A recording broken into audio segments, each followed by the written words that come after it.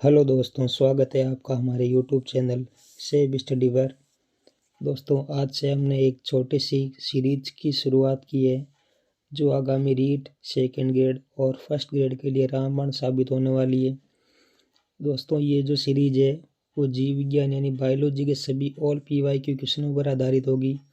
और ये जो क्वेश्चन होंगे दोस्तों, ये NCERT बेस क्वेश्चन होंगे जो कि हमारे आगामी जो भी REET second grade first grade की भर्ती है दोस्तों, उसमें NCERT में जितने भी प्रकार के क्वेश्चन बनते हैं वो दोस्तों सारे के सारे क्वेश्चन हमने इस वीडियो में डालने की कोशिश की है।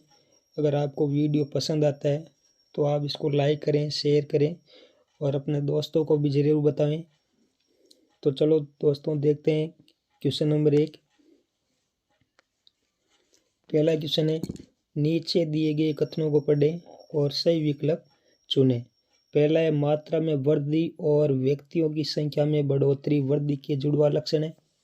दूसरा ऑप्शन, उपापचय क्रियाएं शरीर के बाहर एक विलगित कोशिका मुक्त तंत्र में समझाई जा सकती है। ऑप्शन नंबर 3, उद्दीपनों के प्रति सजीवों का एक पारिभाषिक गुण है। तो इसमें आपको बताना है जीव के बारे में। दोस्तों, ये पूछ रहा है कि जीव के बारे में कौन सा लक्षण सही है। तो इसमें जो ये फर्स्ट सेकंड और थर्ड ऑप्शन है वो तीनों एक जीव के गुणों को बताता है। तो हमारा ऑप्शन नंबर जो 4 है वो क्या हो जाएगा, एकदम सही हो जाएगा। चलो देखते हैं नेक्स्ट क्वेश्चन। क्वेश्चन नंबर 2, एक सजीव एक निर्जीव की संरचना से साधारणतः इस प्रकार अलग होगा। तो प्रजनन के आधार पर, वृद्धि व गति के आधार पर, वातावरण के साथ क्रिया के आधार पर और प्रतिक्रियात्मकता के आधार पर। तो दोस्तों, ये पूछ रहा है कि सजीव और निर्जीव संरचना से किस प्रकार अलग होता है। तो वो होता है प्रतिक्रिया के आधार पर। यानी सजीव और निर्जीव दोनों में अंतर, मेनली मोस्ट अंतर ये है कि सजीव प्रतिक्रिया दर्शाता है और निर्जीव प्रतिक्रिया नहीं दर्शाता। तो इसमें ऑप्शन हमारा 4 नंबर सही हो जाएगा। नेक्स्ट क्वेश्चन देखते हैं दोस्तों। क्वेश्चन नंबर 3, पौधों में कोशिका विभाजन खालिस्तान के द्वारा होता है जबकि जंतुओं में कोशिका विभाजन खालिस्तान होता है। तो इसमें पहला ऑप्शन, केवल एक निश्चित उम्र तक या लगातार। बी ऑप्शन, लगातार या केवल एक निश्चित उम्र तक। थर्ड ऑप्शन, दोनों में लगातार। और चौथा ऑप्शन है, दोनों में केवल एक निश्चित उम्र तक। तो दोस्तों, आपको पता होना चाहिए कि पौधों में जो कोशिका विभाजन होता है वो होता है लगातार, जबकि जो जंतुओं में जो कोशिका विभाजन है वो कैसा होता है, एक निश्चित उम्र तक। तो इसमें हमारा ऑप्शन जो है वो बी सही हो जाएगा। कौन सा ऑप्शन हो जाएगा, बी ऑप्शन। नेक्स्ट क्वेश्चन देखते हैं दोस्तों। क्वेश्चन नंबर 4, निम्न में से कौन से दो बिंदु वृद्धि के द्वियुग्मी लक्षण कहलाते हैं। यानी वृद्धि के द्वियुग्मी लक्षण कौन से होते हैं। तो पहला ऑप्शन, मात्रा में वृद्धि। दूसरा ऑप्शन, व्यक्तियों की संख्या में वृद्धि। तीसरा ऑप्शन, कोशिकीय संगठन। चौथा ऑप्शन, कोशिकीय। तो दोस्तों, कौन से दो लक्षण हैं जो वृद्धि के लक्षण कहलाते हैं। तो इसमें जो मात्रा में वृद्धि और व्यक्तियों की संख्या में जो वृद्धि होती है वो दोनों लक्षण दोस्तों वृद्धि के द्वियुग्मी लक्षण कहलाते हैं। तो हमारा ऑप्शन फर्स्ट जो है वो एकदम करेक्ट हो जाएगा। अगला क्वेश्चन देखते हैं दोस्तों। ये क्वेश्चन नंबर 5 है। इसमें आपको स्तंभ 1 से स्तंभ 2 को मिलान करना है। और ये सामान्य क्वेश्चन पूछ रहा है कि ये जो स्तंभ 1 यानी कॉलम फर्स्ट में जो जंतुओं के नाम दिए गए हैं इनमें किस प्रक्रिया के द्वारा जनन की प्रक्रिया होती है। तो पहला, प्लेन एरिया। आप देखोगे कि प्लेन एरिया में जो होता है वो सत्य पुनर्जनन की प्रक्रिया पाई जाती है। और ये जो प्लेन एरिया है, सत्य पुनर्जनन का मतलब पुनरुद्भवन की प्रक्रिया भी इसको बोला जाता है। और दूसरा है फंजाई। तो फंजाई में आपको पता है कि किस विधि के द्वारा प्रजनन होता है। तो वो होता है अलैंगिक बीजाणु के द्वारा। थर्ड है यीस्ट। तो दोस्तों, आपको पता है कि यीस्ट में किस प्रक्रिया के द्वारा प्रजनन होता है, वो होता है मुकुलन के द्वारा। और चौथा है अमीबा। अमीबा में आपको पता है कि किस प्रक्रिया के द्वारा प्रजनन की क्रिया होती है, तो वो होती है द्विविखंडन के द्वारा। तो आप इसमें ऑप्शन में मैच कर सकते हो। जो प्लेनेरिया है उसमें सत्य पुनर्जनन पाया जाता है, तो ए से हो जाएगा चौथा। तो ए से चौथा ऑप्शन जो है वो केवल एक ऑप्शन में ही दिखाई दे रहा है, तो आप इस प्रकार भी इसको सही कर सकते हो। तो हमारा ऑप्शन जो बी है वो करेक्ट हो जाएगा। नेक्स्ट क्वेश्चन देखते हैं दोस्तों। छठा क्वेश्चन है, कौन से जीवों का समूह विखंडन द्वारा गुणित होता है? यानी किस समूह में विखंडन विधि द्वारा प्रजनन की प्रक्रिया पाई जाती है और वो अपने आप को गुणित करते हैं? तो पहला ऑप्शन में दोस्तों केंचुआ, अमीबा और फंजाई। ऑप्शन नंबर 2 केंचुआ, फंजाई और बैक्टीरिया। ऑप्शन नंबर 3 फंजाई, तंतुमय शैवाल और मोस के protonema. Option number 4 amoeba, hydra और बैक्टीरिया। तो दोस्तों आप देखोगे कि विखंडन द्वारा जो गुणन होता है, विखंडन के द्वारा जो गुणन की प्रक्रिया है वो किस में पाई जाती है? वो पाई जाती है फंजाई, तंतुमय शैवाल और मोस के प्रोटोनिमा में। तो हमारा ऑप्शन कौन सा सही हो जाएगा?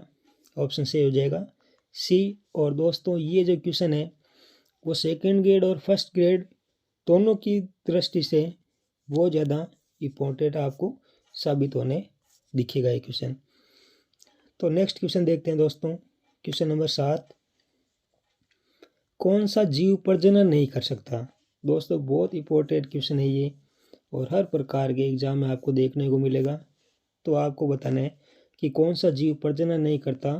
तो ऑप्शन नंबर 1 खच्चर, ऑप्शन नंबर 2 श्रमिक मधुमक्खी, ऑप्शन नंबर 3 अनूर्वर मानव युगल और ऑप्शन 4 उपरोक्त सभी। तो दोस्तों आपको पता है कि खच्चर, श्रमिक मधुमक्खी और अनूर्वर मानव युगल इन सभी में प्रजनन की प्रक्रिया नहीं पाई जाती, यानी ये प्रजनन नहीं कर सकते। तो हमारा को ऑप्शन कौन सा सही हो जाएगा? वो हो जाएगा ऑप्शन 4। नेक्स्ट क्वेश्चन देखते हैं दोस्तों। नेक्स्ट क्वेश्चन है, निम्न कथनों को पढ़ें और सही विकल्प चुनें। यानी हमें सही बताना है कि कौन सा जो कथन है वो सही है। तो कथन नंबर 1, प्रजनन को सजीवों का पारिभाषिक गुण नहीं माना जा सकता।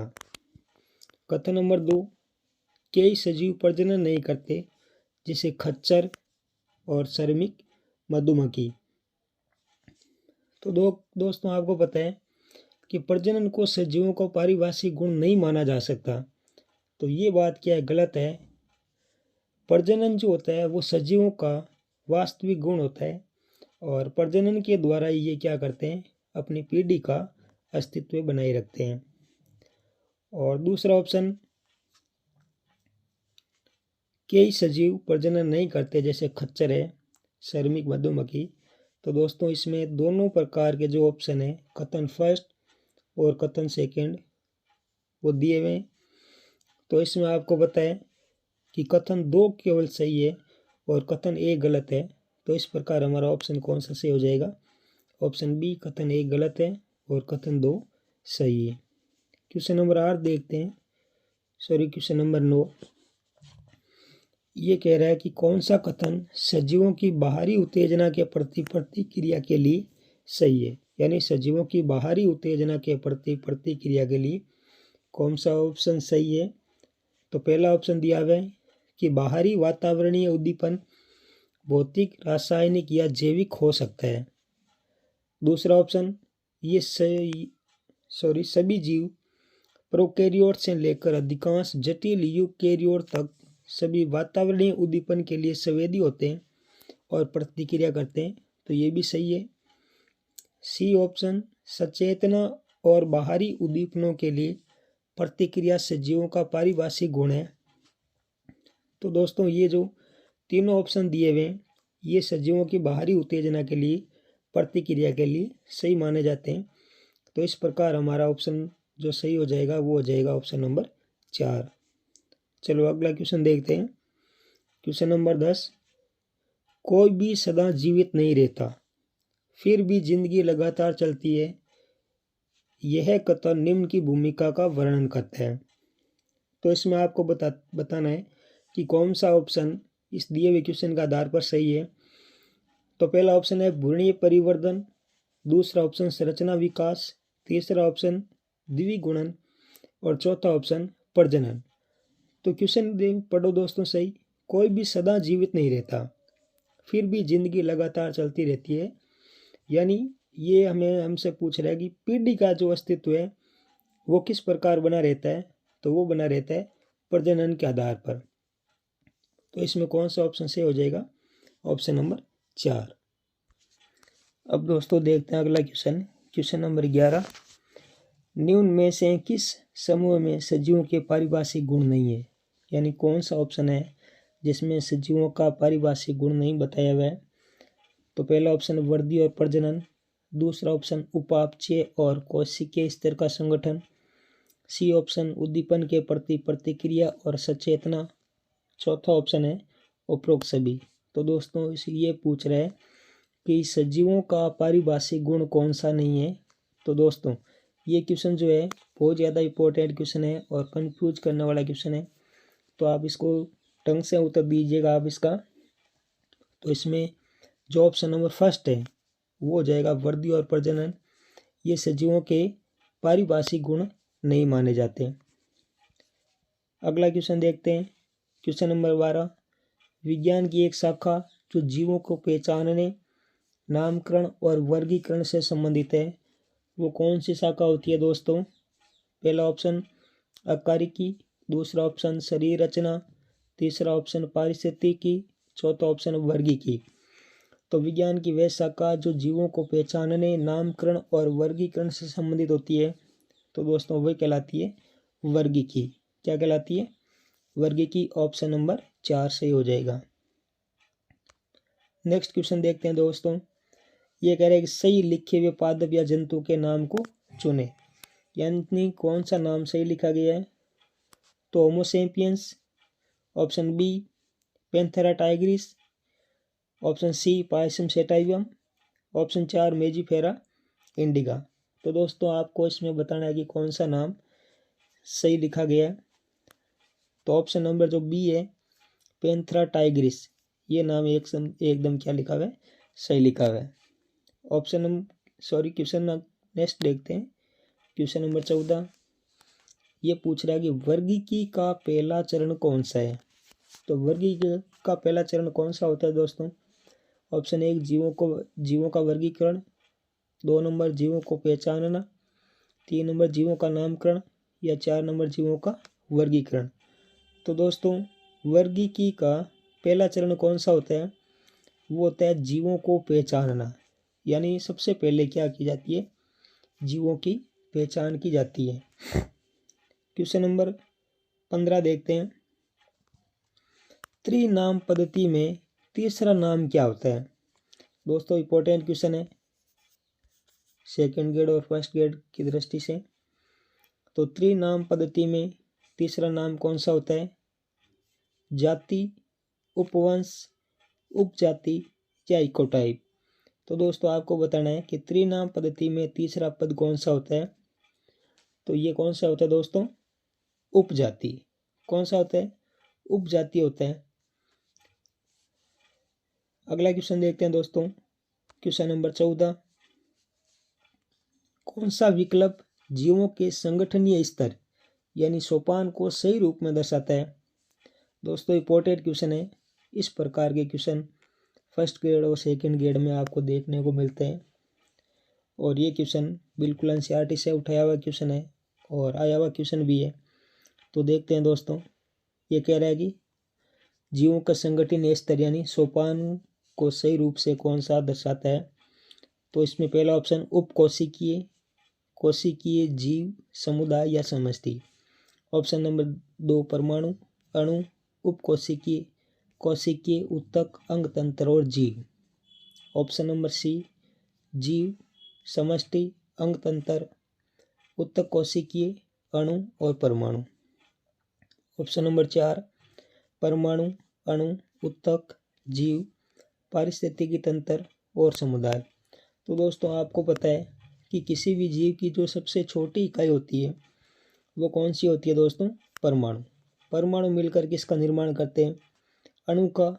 इस प्रकार अणु से उपकोशिका बनती है, उपकोशिका से कोशिका का निर्माण होता है, कोशिका से उत्तक, उत्तक मिलकर किसका निर्माण करते हैं?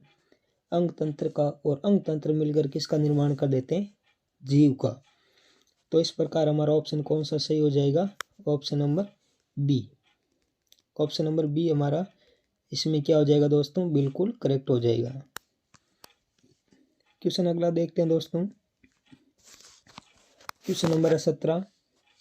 कौन सा कथन जैविक नामकरण के लिए सर्वमान्य नियमों के लिए गलत है? यानी जैविक नामकरण के सर्वमान्य नियमों के लिए कौन सा कथन गलत है? तो इसमें आपको बताना है दोस्तों। तो पहला ऑप्शन है जैविक नाम या तो लैटिन भाषा से व्युत्पन्न होते हैं या इनका लैटिनीकरण होता है। ऑप्शन नंबर 2, जैविक नाम का पहला अक्षर वंश को और दूसरा जाति को दर्शाता है। ऑप्शन नंबर सी, जैविक नाम को हाथ से लिखते हैं तब दोनों शब्दों को अलग अलग रेखांकित करते हैं या छपाई में तिरछा लिखते हैं जो उनके लैटिन उद्भवन को दर्शाता है। ऑप्शन नंबर 4, जाति संकेत पद को बड़े अक्षर में जबकि वंश संकेत पद को छोटे अक्षर से शुरू करते हैं। इसे मेजिफेरा इंडिका के उदाहरण द्वारा समझा जा सकता है। तो दोस्तों आपको बताना है कि कौन सा जो ऑप्शन होगा वो जैविक नामकरण के सर्वमान्य नियमों के लिए गलत होगा। तो दोस्तों इसमें ऑप्शन नंबर जो 4 हो जाएगा वो क्या कह रहा है? जाति संकेत पद को बड़े अक्षर में जबकि वंश संकेत पद को छोटे अक्षर से शुरू करते हैं। ये दोनों उल्टा बता रखा है दोस्तों। वंश का जो प्रथम अक्षर होता है उसको बड़े कैपिटल अक्षर से लिखते हैं और जाति का जो अक्षर का पहला शब्द जो होता है वो उसको छोटे अक्षर के द्वारा दर्शाते हैं। जैसे मेजिफेरा इंडिका तो के उदाहरण द्वारा इसमें समझा जा सकता है। तो इसमें ऑप्शन कौन सा सही हो जाएगा? Option number 4। ये इसमें क्या है? गलत बता रखा है, क्योंकि इसमें ये अम बड़ा आना चाहिए और आई क्या आना चाहिए? छोटा आना चाहिए था। अगला क्वेश्चन देखते हैं। Question number 18। लीनियस ने अपनी किताब ब्रैकेट 1753 में पौधों की 5900 जातियों और अपनी किताब ब्रैकेट 1758 में जंतुओं की 4326 जातियों का भाग किया है। तो आपको बताना है कि वो कौन सी पुस्तक है जिसमें 1753 में पौधे की 5900 जातियों का और अपनी किताब में 1758 में जंतुओं की 4326 जातियों का भाग किया है। तो वो आपको बताना है दोस्तों कौन सी बुक है। तो पहला ऑप्शन फिलोसफिका बोटेनिका और जेनेरा प्लांटेरम। दूसरा ऑप्शन हिस्टोरिया नेचुरलिस और अगला स्पेसीज प्लांटेरम। सी ऑप्शन सिस्टेमा नेचुरी और species plantarum. D option species plantarum और सिस्टेमा नेचुरी। तो दोस्तों लिनियस ने अपनी जो किताब है स्पीसीज प्लांटेरम उसमें क्या बता रखा है? उसने पौधे की 5900 जातियों का और जो अपनी किताब है सिस्टेमा नेचुरी उसमें जंतुओं की 4326 जातियों का भाग यानी वर्णन किया कर रखा है। तो इसमें ऑप्शन जो है वो ऑप्शन नंबर 4 सही हो जाएगा। अगला क्वेश्चन देखते हैं दोस्तों। क्वेश्चन नंबर 19 ICBN है। तो दोस्तों इसमें आपको बताना है कि ICBN की फुल फॉर्म क्या होती है।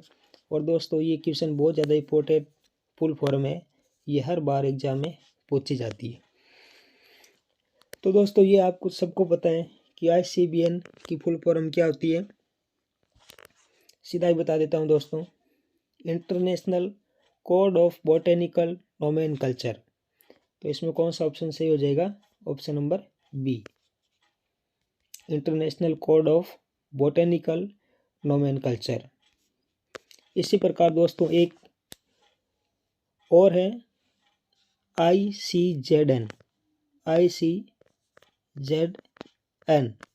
तो दोस्तों इसकी आपको फुल फॉर्म बतानी है कि ICZN जो है इसकी फुल फॉर्म क्या होती है, ICZN। ठीक है दोस्तों। क्वेश्चन नंबर 20, किसने स्पीशीज प्लांटेरम को लिखा तथा पादपों के वर्गीकरण के लिए आधार प्रदान किया। यानी ये पूछ रहा है कि स्पीशीज प्लांटेरम जो बुक है वो किसके द्वारा लिखी गई थी जिसमें पादपों के वर्गीकरण के लिए आधार प्रदान किया गया है। तो पहला option Carolus Linnaeus, option number 2 Charles Darwin, option number 3 Robert Hooke, option number 4 Leeuwenhoek. तो दोस्तों आपको बताना है कि स्पीशीज प्लांटेरम बुक किसके द्वारा लिखी गई है। तो वो है कैरोलस लिनियस के द्वारा। किसके द्वारा लिखी गई है, कैरोलस लिनियस। क्वेश्चन अगला देखते हैं, क्वेश्चन नंबर 21, वर्गीकरण तंत्र से कई लाभ है, कौन सा जैविक वर्गीकरण का मुख्य उद्देश्य नहीं है। कौन सा वर्गीकरण का मुख्य उद्देश्य नहीं है। तो पहला ऑप्शन अभिसारी विकास को प्रदर्शित करना, दूसरा ऑप्शन जीवों के बीच संबंधों का स्पष्टीकरण करना, सी ऑप्शन जीवों और उनके गुणों को याद रखने में मदद करना, चौथा ऑप्शन जीवों को पहचानना और उन्हें नाम देना। तो वर्गीकरण का मुख्य उद्देश्य कौन सा नहीं है दोस्तों। तो इसमें कौन सा नहीं है, कौन सा ऑप्शन बैठेगा। तो वो हो जाएगा अभिसारी विकास को प्रदर्शित करना। तो ये अभिसारी विकास को प्रदर्शित करना वर्गीकरण का क्या नहीं होता, उद्देश्य नहीं होता। अगला क्वेश्चन देखते हैं दोस्तों, क्वेश्चन नंबर 22, यह आपको स्तंभ फर्स्ट और स्तंभ सेकंड इसको मैच करना है। जैसा आपको पता है जो ए ऑप्शन है द्विनाम पद्धति, तो द्विनाम पद्धति आपको पता है कि किसके द्वारा दी गई थी दोस्तों, वो दी गई थी कैरोलस लिनियस। तो ए से कौन सा ऑप्शन हो जाएगा, ए से हो जाएगा सी द्विनाम पद्धति लिनियस। 20वीं सदी का डार्विन कौन है दोस्तों। तो 20वीं सदी का जो डार्विन बोला जाता है उनका नाम है अर्नेस्ट मायर। सी में दिया हुआ पादप विज्ञान के पितामह, तो आपको पता है कि पादप विज्ञान का जो पितामह है वो किसको बोला जाता है। तो वो बोला जाता है थियोफ्रेस्टस को। चौथा ऑप्शन मेडिसिन का पितामह किसे बोला जाता है। तो वो बोला जाता है हिपोक्रेटस को। तो इसमें ऑप्शन मैच करना है कि कौन सा हो जाएगा ऑप्शन। तो ए से कौन सा हो जाएगा, थर्ड। तो ए से थर्ड ऑप्शन 2 में दिया हुआ है। दूसरा देखते हैं, 20वीं सदी का डार्विन अर्नेस्ट मेयर को बोला जाता है। तो बी से भी कौन सा हो जाएगा, 2 नंबर हो जाएगा। सी में क्या दिया हुआ है, पादप विज्ञान का पितामह है वो बोला जाता है थियोफ्रेस्टस को। तो सी से हो जाएगा 4 नंबर। तो इस प्रकार हमारा ऑप्शन जो हो जाएगा वो ए ऑप्शन सही हो जाएगा। और ये क्वेश्चन दोस्तों एग्जाम की दृष्टि से बहुत ज़्यादा इंपॉर्टेंट है, इसको आप ढंग से याद कर लेना। क्वेश्चन अगला है दोस्तों, क्वेश्चन नंबर 23, जीवों के जैविक नामकरण में बहुत से नाम किस भाषा से लिए गए हैं। तो दोस्तों ये क्वेश्चन आपको पता होना चाहिए कि जीवों के जैविक नामकरण में बहुत से नाम किस भाषा से लिए गए हैं। तो वो भाषा कौन सी है दोस्तों। फर्स्ट ऑप्शन में Hindi, second option Latin, third option German और चौथा ऑप्शन फ्रेंच। तो आपको पता होना चाहिए जीवों के जैविक नामकरण से बहुत से नाम किस भाषा से लिए गए हैं। तो दोस्तों वो लिए गए हैं लैटिन भाषा से। कौन सी भाषा हो जाएगी, लैटिन भाषा हो जाएगी। अगला क्वेश्चन देखते हैं, क्वेश्चन नंबर 24।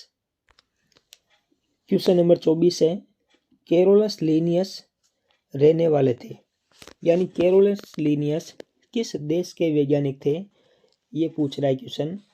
तो पहला ऑप्शन फ्रांस, जर्मनी, स्वीडन और हॉलैंड। तो दोस्तों आपको पता होना चाहिए कैरोलस लिनियस किस देश के निवासी थे। तो वो थे दोस्तों स्वीडन देश के निवासी।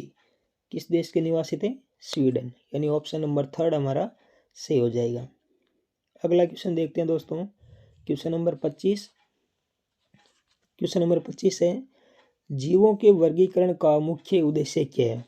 दोस्तों इंपॉर्टेंट क्वेश्चन है, इस प्रकार के क्वेश्चन पूछे जाते हैं। तो पहला ऑप्शन भौगोलिक अध्ययन करना, दूसरा ऑप्शन पौधे और जंतुओं की स्थिति का निर्धारण करना, सी ऑप्शन जंतुओं के बीच संबंध स्थापित करना, चौथा ऑप्शन विकास का अध्ययन करना। तो दोस्तों आपको पता होना चाहिए जीवों के वर्गीकरण का मुख्य उद्देश्य क्या होता है। तो वो होता है जीवों के बीच संबंध स्थापित करना। ये होता है जीवों के वर्गीकरण का मुख्य उद्देश्य। तो इस प्रकार हमारा ऑप्शन जो सी है वो क्या हो जाएगा, सही हो जाएगा।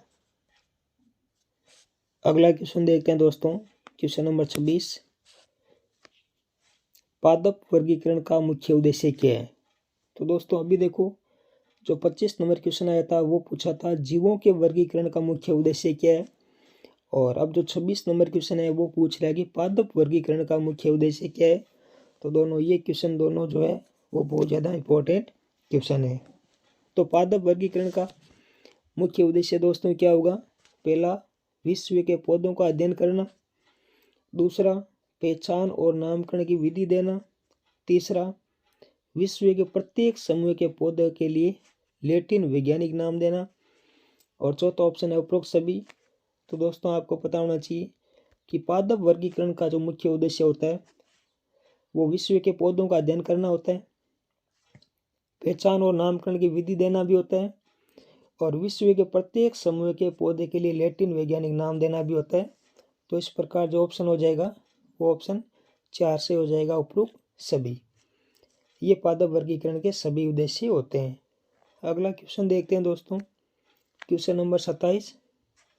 पौधों को लैटिन नाम दिया गया क्योंकि ये एक है, यानी ये पूछ रहा है कि जो लैटिन ये जो नाम है या जो लैटिन भाषा होती है ये क्या है, एक सरल भाषा या एक मृत भाषा या सामान्य भाषा या इनमें से कोई नहीं।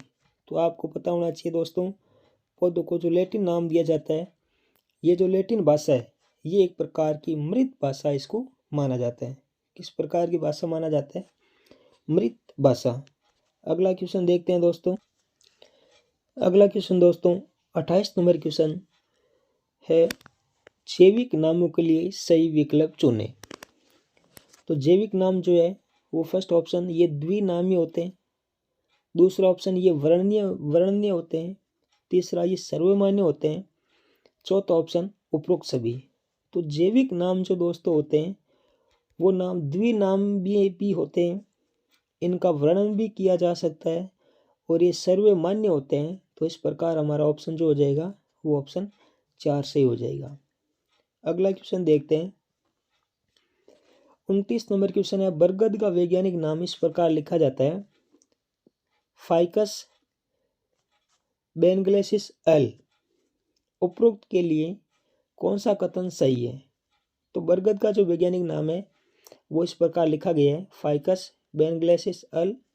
तो इसमें पहला ऑप्शन है अक्सर जो अल है वो लैटिन भाषा को दर्शाता है, दूसरा ऑप्शन नाम उल्टा लिखा जाना चाहिए बेनाग्लेसिस के बाद फाइकस, तीसरा ऑप्शन अक्सर अल वर्गीकरण विज्ञानी लीनियस को दर्शाता है, ऑप्शन 4 बेनग्लासिस एक वंश नाम है।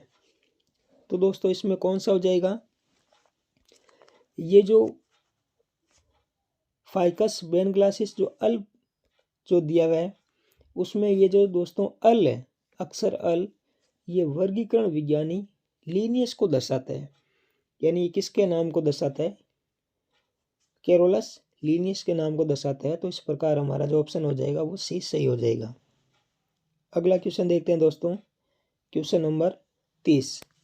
सी लीनियस द्वारा 18वीं सदी में विकसित वर्गीकरण की द्विनाम पद्धति में जीवों के वैज्ञानिक नाम का दूसरा शब्द दर्शाता है।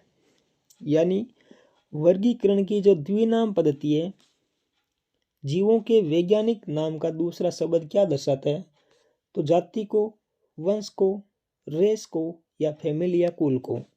तो आपको पता होना चाहिए वर्गीकरण की जो सबसे छोटी इकाई होती है वो वंश को माना जाता है, और फिर वंश के बाद में क्या आती है, जाति।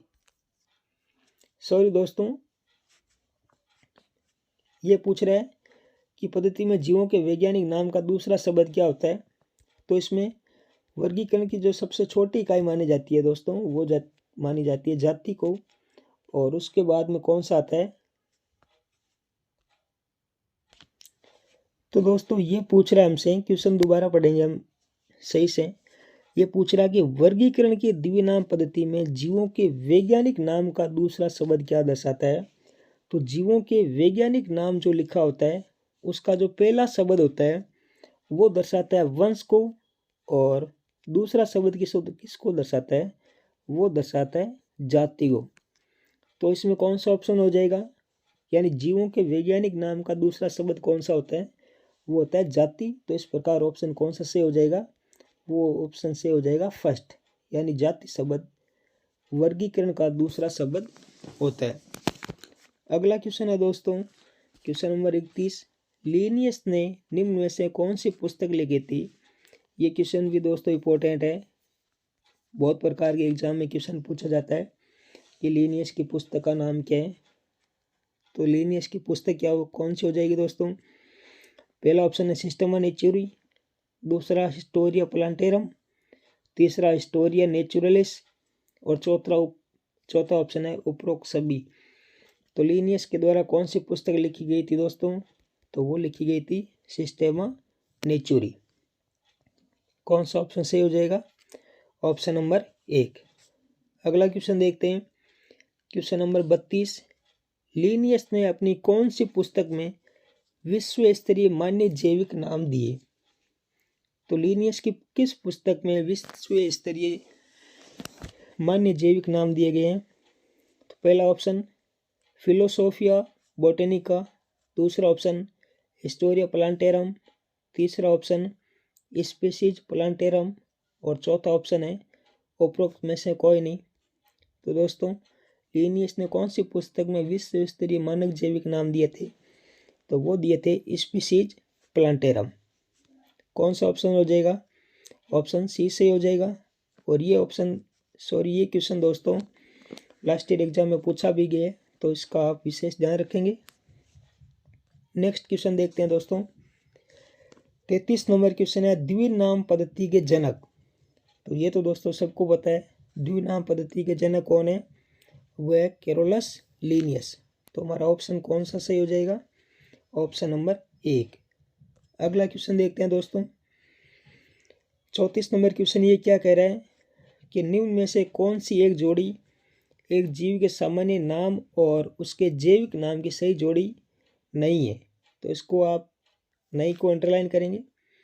तो कौन सा ये क्या कह रहा है कि ये कौन सी एक जो जोड़ी है वो एक जीव के सामान्य नाम और जैविक नाम की सही जोड़ी नहीं दर्शा रखी है। यानी ये कुछ नाम दे रखे हैं और उनके साइंटिफिक नेम दे रखे हैं, तो आपको पता करना है कि किसका जो साइंटिफिक नेम है वो मैच नहीं खा रहा है। तो पहला पारा रबर, इसका साइंटिफिक नाम क्या होता है? हेविया ब्रेंसिनेसिस, दूसरा थिया चाइनेंसिस, तीसरा केंचुआ फेरेटिमा पोस्तुमा, और चौथा दिया हुआ है मेंढक बुफो मेलेनोस्टिक्स। तो दोस्तों इसमें कौन सा जो जोड़ा है वो सही नहीं है। तो दोस्तों आपको पता है कि मेंढक जो होता है, मेंढक का साइंटिफिक नाम क्या होता है? वो होता है राना टिग्रीना। क्या होता है? राना टिग्रीना होता है। तो जो चौथा ऑप्शन है वो सही नहीं है। तो हमारा ऑप्शन कौन सा सही हो जाएगा? Option number 4। अगला क्वेश्चन देखते हैं दोस्तों, क्वेश्चन नंबर 35। एक अंग्रेज पर्यावरणविद जिसने एक पुस्तक हिस्टोरिया जेनेरिस प्लांटेरम लिखी और जाति शब्द का परिचय दिया, उनका नाम क्या है? दोस्तों इंपॉर्टेंट क्वेश्चन है, फर्स्ट ग्रेड एग्जाम में आने लायक क्वेश्चन है कि कौन सा वैज्ञानिक है पर्यावरणविद का नाम पूछ रहा है जिन्होंने पुस्तक हिस्टोरिया जेनेरिस प्लांटेरम लिखी और जाति शब्द का परिचय दिया था। तो उस वैज्ञानिक का नाम क्या है? पहला थियोफ्रेस्टस, दूसरा जोनरे, तीसरा कुवियर, या चौथा लेमार्क। तो ऑप्शन जो सेकंड है जोनरे। इन वैज्ञानिक ने, ये एक पर्यावरणविद वैज्ञानिक है जिन्होंने पुस्तक लिखी थी हिस्टोरिया जेनेरिस प्लांटेरम, और जाति शब्द का इन्होंने परिचय बताया था। नेक्स्ट क्वेश्चन देखते हैं दोस्तों, क्वेश्चन नंबर 36। लिनियस ने वर्गीकरण तंत्र का आधार क्या बताया? यानी लिनियस के वर्गीकरण तंत्र का आधार क्या है दोस्तों? तो पहला ऑप्शन क्या हो जाएगा? अकारिकी। दूसरा ऑप्शन पारिस्थितिक विज्ञान। तीसरा ऑप्शन भ्रूण विज्ञान। चौथा ऑप्शन कोशिका विज्ञान। तो दोस्तों लिनियस के अनुसार जो वर्गीकरण तंत्र का आधार है वो कौन सा है? लिनियस ने अकारिकी के आधार पर वर्गीकरण के आधार बताए थे। तो इसमें ऑप्शन हमारा फर्स्ट से हो जाएगा। अगला क्वेश्चन देखते हैं दोस्तों आगे एक नोट डाल के आपको एक नोट्स के रूप में एक फाइल दे रखी है, बहुत ज़्यादा इंपॉर्टेंट फाइल है दोस्तों, आप इसको याद कर लेना। और यहाँ से क्वेश्चन आपको देखने को मिलेगा। भारत में महत्वपूर्ण प्राणी उपवन, पहला national zoological park Mathura road New Delhi. दूसरा दिया हुआ महेंद्र चौधरी जूलॉजिकल पार्क चतबीर पंजाब। तीसरा कानपुर जूलॉजिकल गार्डन कानपुर उत्तर प्रदेश। चौथा दे रखा है Prince of Wales zoological garden Lucknow Uttar Pradesh. और चौथा दे रखा है जूलॉजिकल गार्डन बीकानेर राजस्थान। तो दोस्तों यहाँ से फर्स्ट ग्रेड एग्ज़ाम और सेकंड ग्रेड एग्ज़ाम में क्वेश्चन पूछे जाने की पूरी संभावना है। और ये कुछ महत्वपूर्ण प्राणी उपवन है जो आपको क्या कर लेने, याद कर लेने। दोस्तों आज इस स्लाइड में इतने क्वेश्चन डाले। अब ये जो हमारा लेसन है जीव जगत में विविधता, ये 11th क्लास का दोस्तों फर्स्ट लेसन है, जिसमें से हमने आने वाले आगामी जो एग्ज़ाम है उसमें बनने वाले मोस्ट इम्पोर्टेंट क्वेश्चन लिए। तो ये दोस्तों पार्ट फर्स्ट था, और कल इसमें दोस्तों इतने सारे क्वेश्चन और लेके आएंगे। अगर आपको ये क्लास अच्छी लगती है तो अपने दोस्तों को बताएं, और हमारा जो यूट्यूब चैनल है सेफ स्टडी, इसको शेयर करें, सब्सक्राइब करें और लाइक करें। धन्यवाद।